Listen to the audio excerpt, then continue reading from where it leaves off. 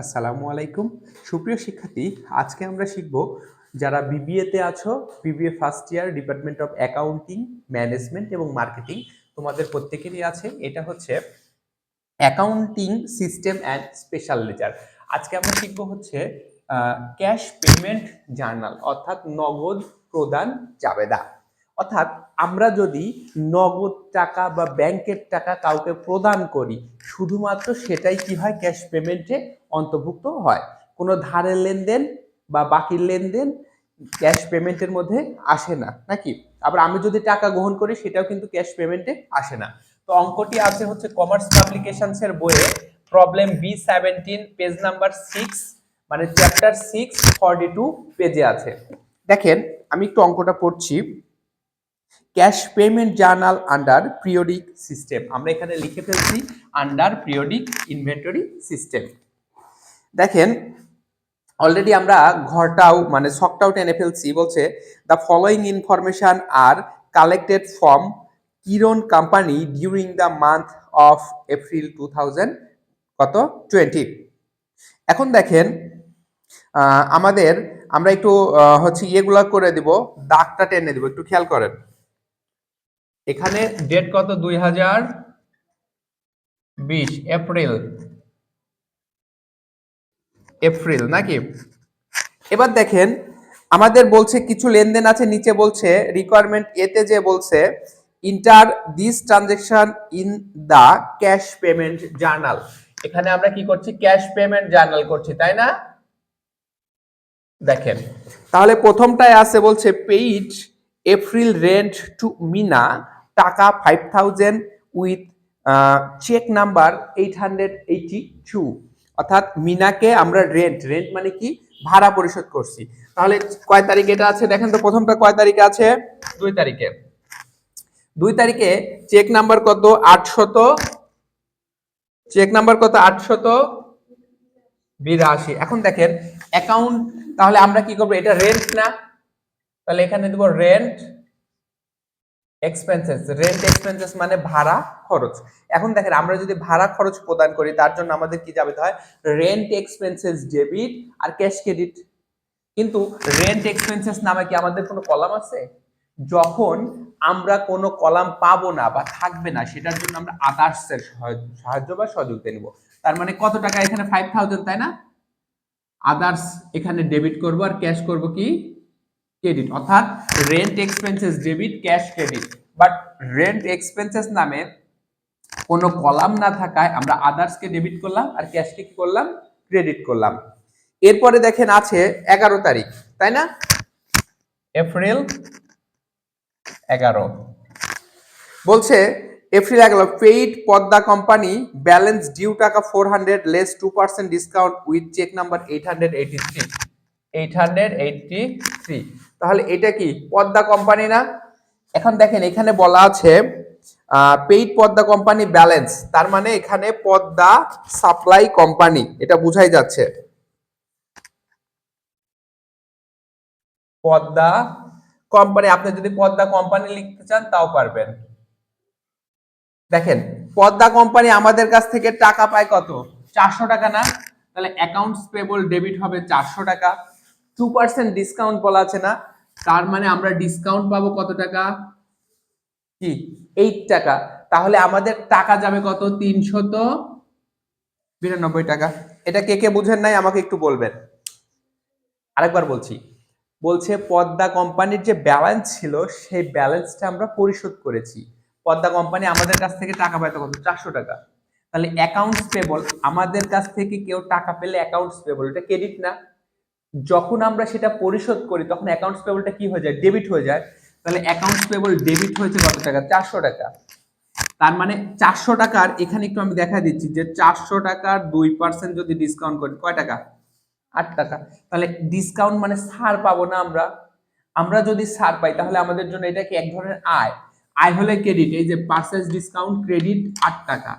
তাহলে 400 টাকার মধ্যে 8 টাকা ছাড় পেলে আমাদের ক্যাশ পরিশোধ করতে হবে কত? 400 থেকে 8 বাদ দিলে 392 টাকা। এবার ক্লিয়ার? আচ্ছা, এরপরে দেখেন কয় তারিখ আছে, আমি এটা একটু মুছে দিচ্ছি। দেখেন, এরপরে আছে 21 তারিখে paid notes payable in full to Dhaka bank টাকা 5150 ইনক্লুডিং টাকা 150 ইন্টারেস্ট, মানে 150 টাকা ইন্টারেস্ট উইথ চেক নাম্বার 884। তাহলে এটা কয় তারিখ আছে? 884 নাম্বার চেক, তাই না? এখানে আমরা একটু লিখবো, দেখেন নোটস পেবল, নোটস পেবল মানে কি? প্রদেয় নোট। এখন দেখেন নোটস পেবল যদি পরিশোধ করি তাহলে নোটস পেবলটা কি হয়? পরিশোধ করলে দায়টা কমে যাবে, দায় কমলে ডেবিট। নোটস পেবল ডেবিট আর কি ক্যাশ ক্রেডিট না? Notes payable debit cash credit. তাহলে নোটস পেবল নামে কি কোনো কলাম আছে? না থাকলে কার মধ্যে যাবে? আদার্স। টোটাল কত? 5150, 5150 টাকা না? আর ক্যাশ যাবে কত? 5150। আপনারা যদি মনে করেন যে প্রত্যেকটা আমি একটা করে করার পরে এইভাবে আমি একটা দাগ দিয়ে দিব, কোনো সমস্যা নেই, বরং আপনাদের আরো ভুলটা কম হওয়ার সম্ভাবনা থাকবে। ওকে, এরপরে কয় তারিখ আছে? 21 আচ্ছা দেখেন টোটাল টাকা 5150, 5150 ইনক্লুড মানে অন্তর্ভুক্ত আছে 150 টাকা ইন্টারেস্ট। তার মানে এইটার মধ্যেই তো 150 টাকা আছে, তাহলে তার আলাদা করে এটা দেখানোর কোনো দরকার নাই। তারপরে দেখেন 27 তারিখে মিস্টার কিরণ উইথ ডিউ মানে পাস্ট ফর্ম আছে, উত্তোলন করেছিল টাকা 2200 from the business using cheque number 885। কয় তারিখ এটা? 27 তারিখে 885 ড্রয়িংস না? দেখেন ড্রয়িংস মানে কি? উত্তোলন না? আচ্ছা এস না দিয়ে ড্রয়িংস, তাহলে উত্তোলন করলে কি? উত্তোলন ডেবিট আর ক্যাশ ক্রেডিট, তাহলে ড্রয়িংস ডেবিট। ড্রয়িংস নামে আমরা কোনো কি কলাম করেছি? কলাম করিনি। কত টাকা উত্তোলন করেছিলাম একটু দেখেন তো?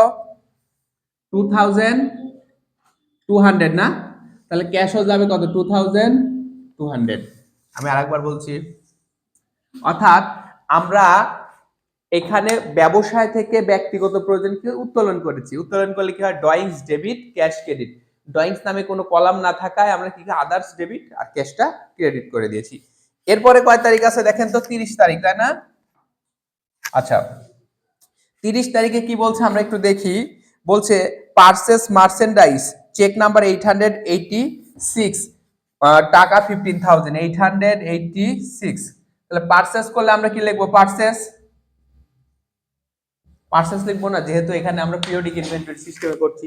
তাহলে পারচেস করলে কি হয়? Purchase debit cash credit. কত টাকার? 15,000।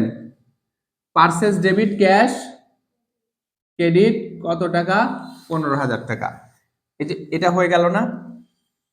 এবার দেখেন আমাদের এখন আমরা টোটাল একটু যোগ বিয়োগ করে দিই। প্রথমে লিখবো কি? ফুট, মানে যার যার তার যোগফল করে আমরা এখানে কত হচ্ছে? 15,000, তাই না?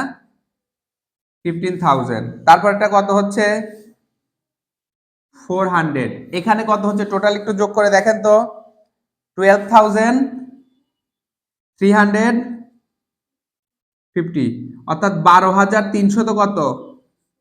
50 টাকা। এবার খেয়াল করেন আমার ডিসকাউন্টে 8 টাকা আর ক্যাশে হচ্ছে কত টাকা? 27,000 কত? 742 টাকা। এবার বলছে 27,742 টাকা। এবার দেখেন এইটাকে বলে কি? এইটাকে বলে হচ্ছে ফুট। এটা কি বলে? কি? ফুট। এবার দেখেন আমরা করব ক্রস ফুট। কি করব আমরা? Cross foot. আমরা যখন ক্রস ফুট করব তখন দেখেন কি হবে, অর্থাৎ টোটাল ডেবিট গুলো যোগ করেন তো কত হয় দেখেন? টোটাল ডেবিট 750, ক্রেডিট গুলা যোগ করলেও কত হচ্ছে? 27,750। খেয়াল করেন তাহলে আমাদের ডেবিট এবং ক্রেডিট কি দুইটাই মিলে গেছে না? তার মানে আমাদের অঙ্কটাও সঠিকভাবে হয়েছে, বোঝা যাচ্ছে। ঠিক আছে, এইটাতে আর কারো কোনো কোশ্চেন আছে? আচ্ছা, তো সুপ্রিয় শিক্ষার্থীবৃন্দ, আপনাদের সকলকে অসংখ্য ধন্যবাদ জানাচ্ছি এতক্ষণ সঙ্গে থেকে ভিডিওটি কন্টিনিউ করার জন্য। এরকম শিক্ষণীয় ভিডিও পেতে আমাদের ইউটিউব চ্যানেল আলিফ কমার্স একাডেমি এবং ফেসবুক চ্যানেল ফেসবুক হচ্ছে পেজ আলিফ কমার্স একাডেমিতে লাইক কমেন্ট করে আমাদের সঙ্গে থাকবেন। ধন্যবাদ সকলকে।